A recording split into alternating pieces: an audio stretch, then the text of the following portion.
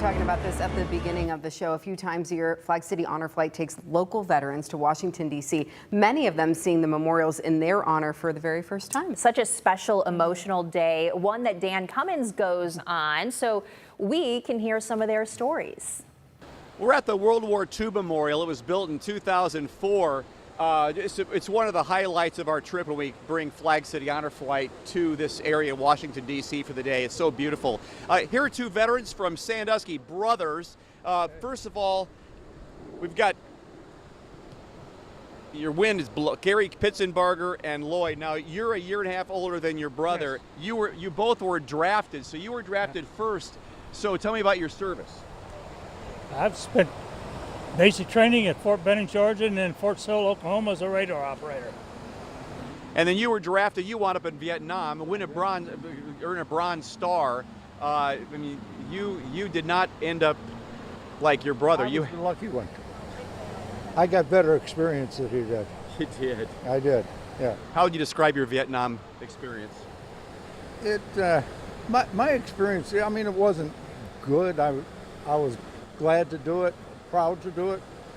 It wasn't the greatest time of my life, but I didn't have it nearly as bad as the grunts and the infantry people did. I was in the artillery on a small howitzer, a 105, and I made good friends, good experiences and bad experiences, you know, typical of life. Yeah, we've all seen about how the Vietnam soldiers came home and were the American public had turned its back on our men in uniform. Any bad experiences for you at all? No. I came home on leave and got married, and my oldest daughter was born at Fort Sill. So my experiences were good. What year would that have been? 67. Okay. I was in from 68 to 70. And the only real bad experience, I mean, people didn't treat us well. We weren't welcomed home like they are now, which is, I'm glad they are now.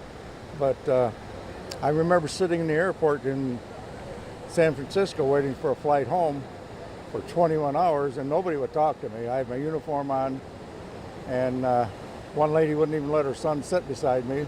But other than that, I didn't have the experience of people walking up and calling me names or anything like that. Is it nice that finally now we're appreciating our soldiers? Finally, yes, and this is really, really nice.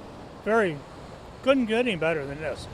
This makes the whole experience worthwhile. Honor Flight? Honor Flight is the greatest thing I've How do you feel about it? It restores my faith in the American citizens, because the American citizens didn't treat us very well at all.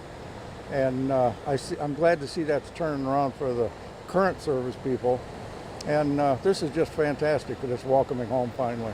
I'm glad it's been good for both you guys. Lloyd and Gary Pittzenberger from Sandusky, Ohio. Brothers, a year and a half apart, and on our Flag City Honor Flight trip today. Back with more later on in the show from Washington, D.C. I'm Dan Cummins.